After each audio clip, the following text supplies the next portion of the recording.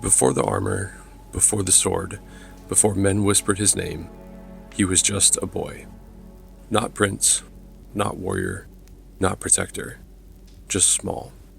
Barefoot on cold stone, torchlight danced softly through castle walls while snow fell quietly beyond ancient glass.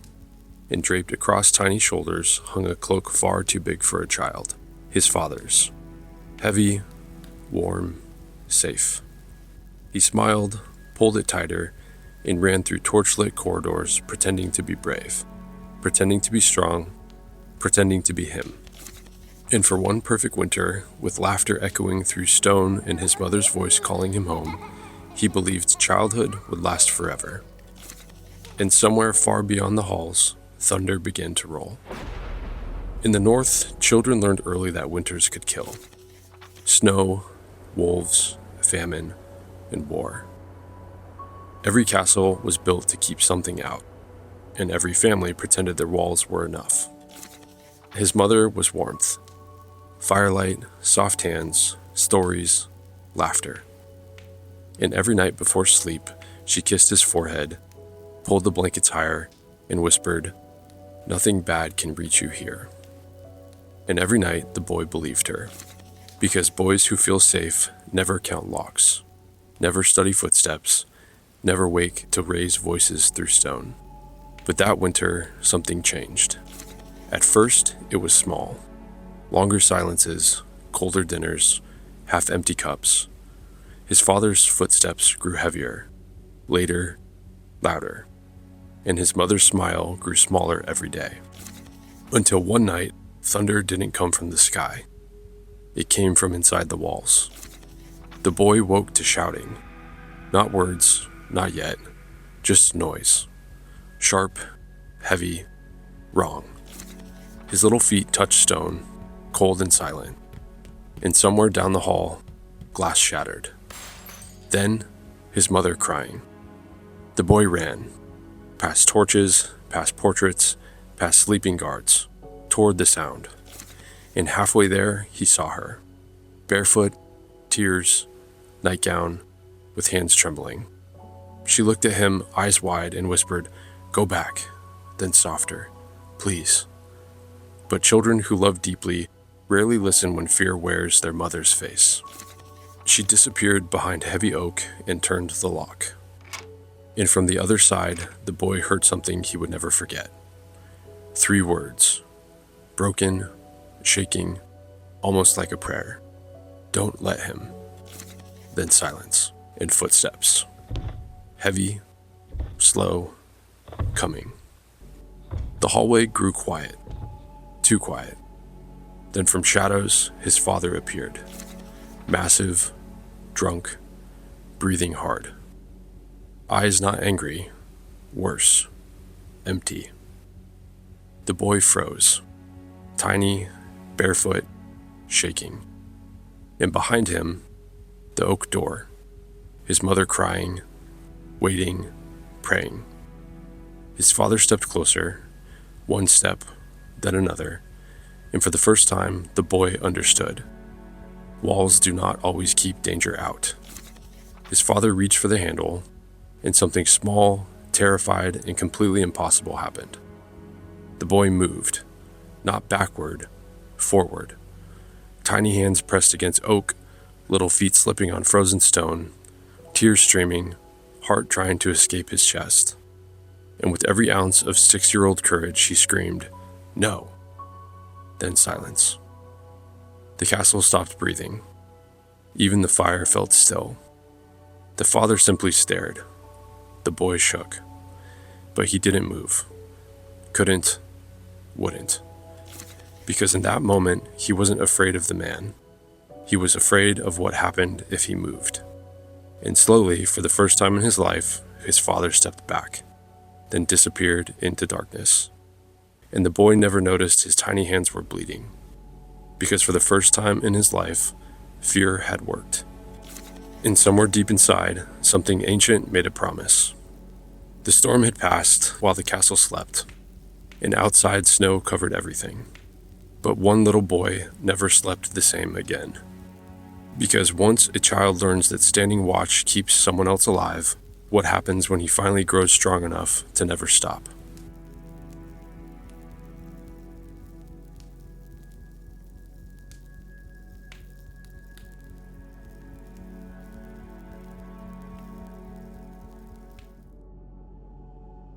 By 20, the castle no longer saw a boy. It saw steel. Broad shoulders, scarred hands, a voice that rarely rose, a sword that never missed, and armor so polished young recruits could see themselves inside it. Men whispered that he never bled, never laughed, never lost. Some swore he once fought 3 wolves with no torch. Others claimed he walked through winter storms without feeling cold. But legends rarely tell you what happens after the battle, only who survived. And every night, long after songs had faded, while other men slept, one silver knight still walked the halls, listening, counting, waiting, for something that never came. The North loved strong men, men who hunted, men who fought, men who buried fear deep enough to lead others through it. And by 20, he had become everything a kingdom could ask for. He was first through every gate, first into every battle, first to volunteer, and always the last to leave. Villagers loved him. Children chased him through snowy streets. Young boys carved wooden swords pretending to stand like him. And old soldiers, men who had seen real death, looked into silver eyes and quietly whispered, "That boy was born for war." But war had nothing to do with it, because every scar, every victory, every night alone on frozen walls was never about courage, only proof. Proof that if he stayed awake, someone else could sleep. And deep beneath the steel, beneath the titles, beneath the praise, one frightened little boy still counted footsteps. That winter, wolves came early, starving, desperate, bold enough to cross torchlight. 3 children had already vanished from northern farms. So when the horns sounded, men ran. Torches, spears, steel, snow. And leading them all, the Silver Knight. No helmet, no fear, only focus.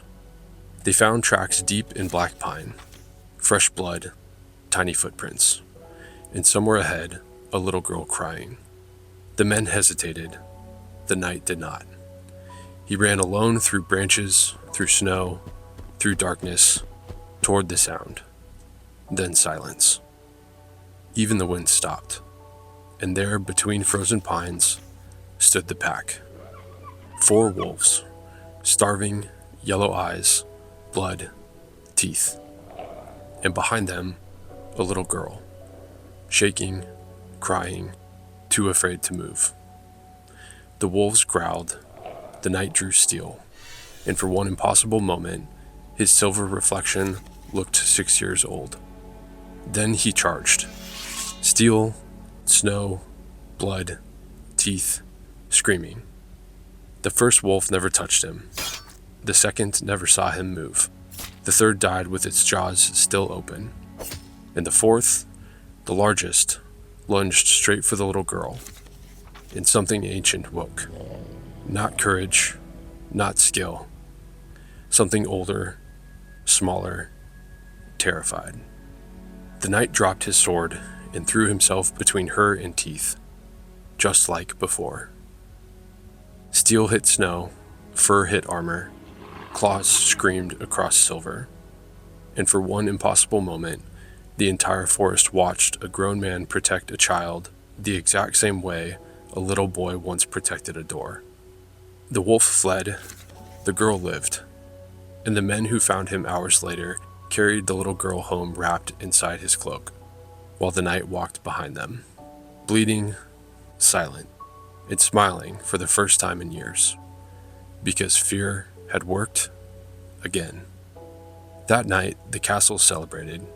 Torches, mead, songs, and cheers. And somewhere above them all, one silver knight stood alone on frozen walls, watching, listening, counting. Because when fear becomes a thing that makes you great, how do you ever teach your body that the war is over? The kingdom called him fearless, but courage had never been the thing keeping him awake.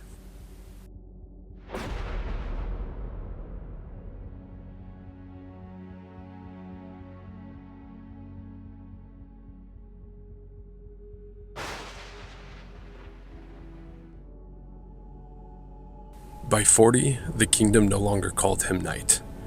It called him king. The silver armor was gone. In its place was dark steel, gunmetal, scarred and heavy, forged not for war, but for weight. He had everything a boy once prayed for: stone walls, warm fire, laughing children, a queen who still looked at him like home, and a little girl who ran through castle walls wearing cloaks far too big, pretending to be brave, pretending to be strong, pretending to be him. And every time she laughed, something inside him almost remembered what peace was supposed to feel like. Almost. Because while the kingdom slept, the king still walked. Peace changed everything. Fields grew, markets filled, children laughed. There were no wolves, no war, no hunger, no funerals. The gates stayed open, the fires stayed warm. And for the first time in generations, men stopped looking towards the walls, because they trusted the man who never stopped. Villagers loved him, children chased him, songs were written, statues carved, and everywhere he walked, people whispered, "Nothing bad reaches us here." And every time the king heard it, he smiled. Because boys who grow up between tears and oak doors rarely know how to receive love, only responsibility. So while others celebrated peace, the king studied windows, locks, footsteps, storms, sleeping guards, half-empty cups, raised voices, shadows, patterns, anything that might become something worse. Because deep down, the little boy still believed, if I stop watching, someone gets hurt. Every night, after the fire burned low, after the children slept, after the servants bowed, after the queen kissed his scarred cheek and whispered, "Come to bed," he always answered the same way: soon. And every night, soon became sunrise. Torchlight, stone, steel, hallway, door, window, gate, door, stairwell, door, nursery, door. Again and again and again. Guards noticed, the servants noticed, even the dogs stopped barking when he passed. Because some men walk so quietly, their pain learns how to hide. Then one night he heard small footsteps behind him, soft, barefoot.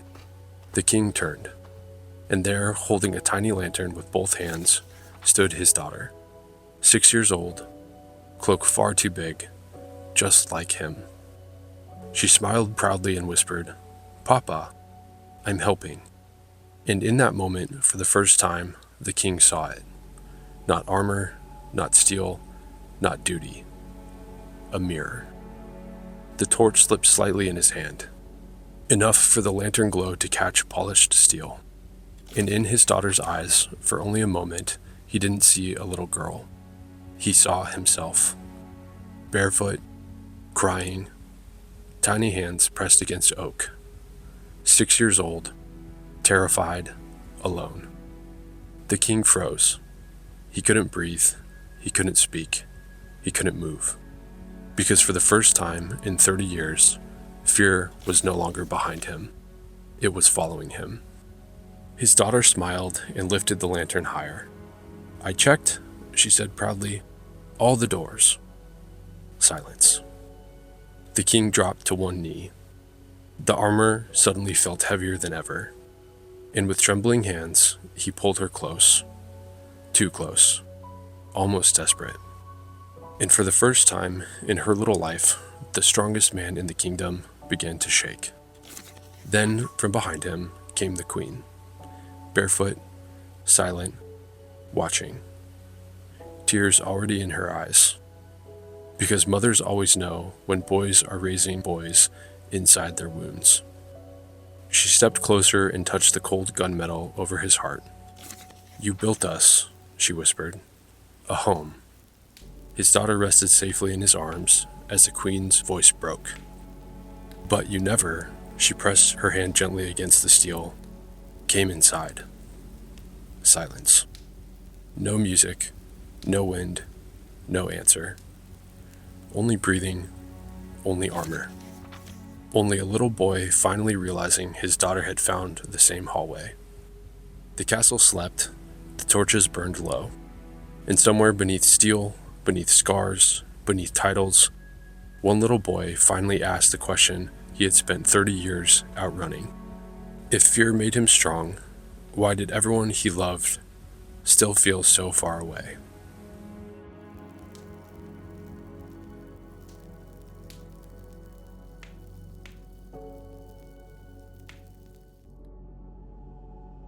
By 60, the kingdom no longer called him king. It called him legend.